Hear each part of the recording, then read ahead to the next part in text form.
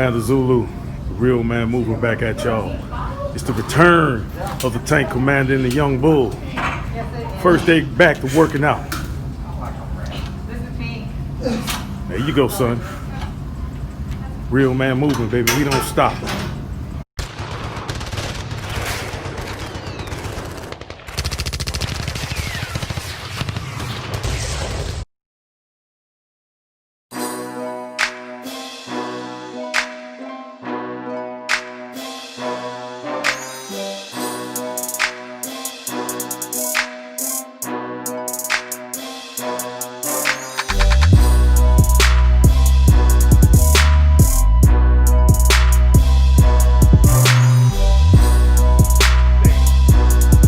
If you're not careful as a black man, you will learn, you will take that once you get out. Once I've served my time, I'm retired. I've been to 3 combat zones. All of that didn't make a difference because when I got out and went to work for corporate America, guess what I saw? People trying to usurp my authority that I worked hard for. I got 2 degrees. Yes. Here's a white guy come don't have none. And they put him above before me. Creating, I'm a subject matter expert. On the loosened platform. But they're passing people up over me. Wait a minute, what else do I need to do? So that was my story. In particular, understand seeing that kind of racism to where it begins to melt your manhood, so to speak. Oh man, you know I have to interject because you're so important.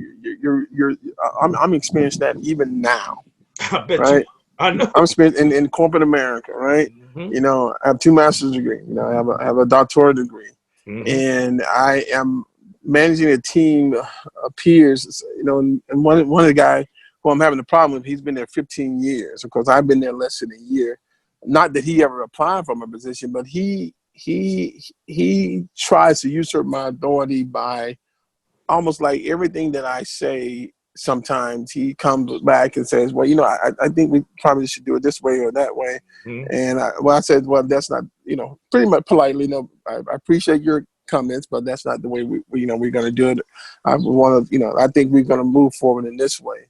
But like you said, you know, if I wasn't a Christian man, you know, if I wasn't a Christian man, and if I had a temper like my father, you know, I probably would have used a lot of choice words by now that I would not have been happy with because, you know, like you said, it's almost like, you know, it's a sense of degrading.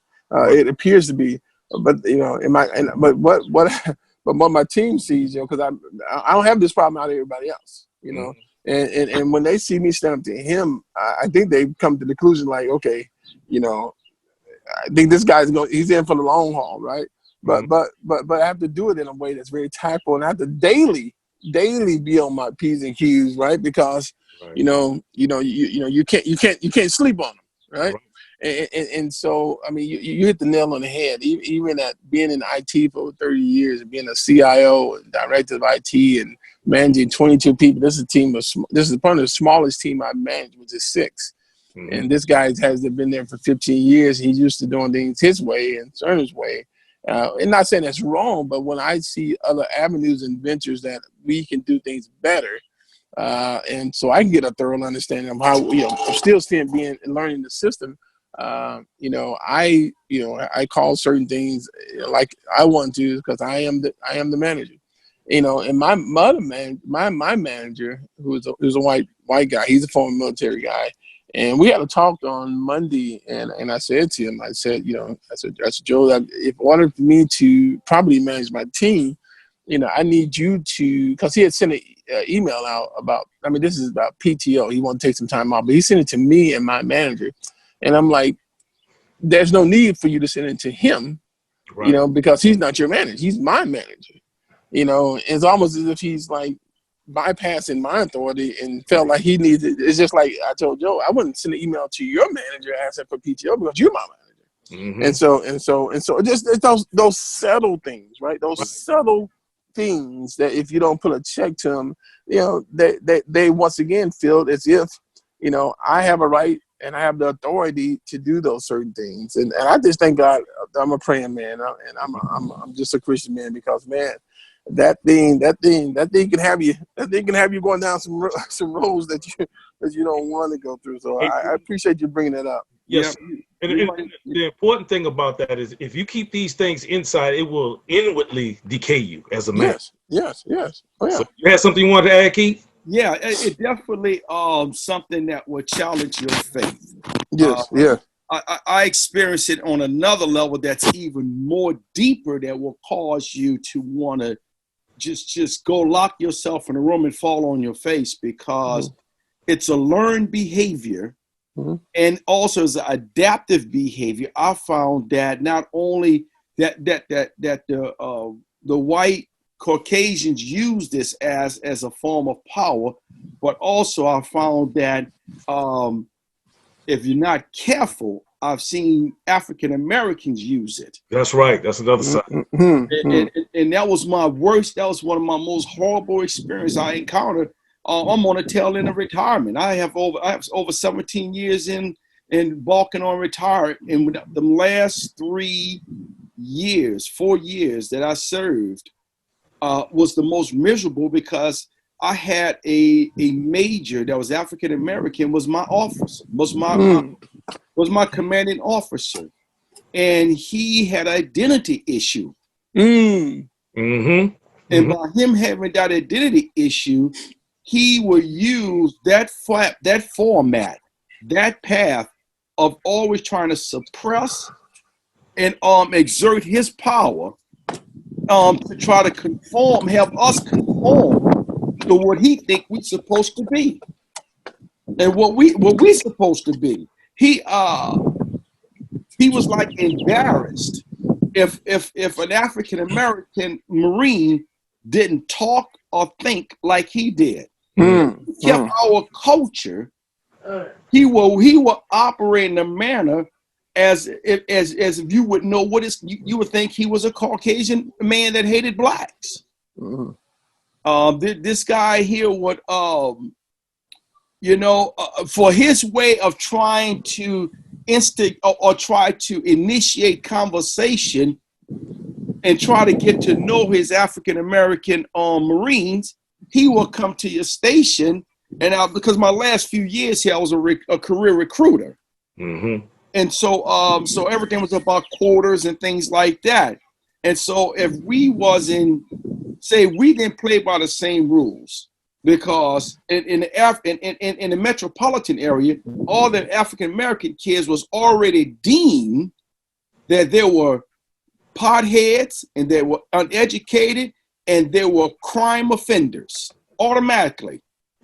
And for us to prove that that's not true and give this kid an opportunity to go change his life or her life to join the Marine Corps was extremely more difficult than, say, the person that was stationed in Springfield, Missouri, or North Kansas City, or that was out in Independence, or Columbia, Missouri. Any one of the rules are out there. But if you was in the metropolitan area here, and he bought into that, and so he made it very difficult. And so what he would do every now and then, he would stop in our office, and he wants to talk to us about a rap group called Born Mohawk Thug something. I don't know, because I'm not into rap music. That's what my generation.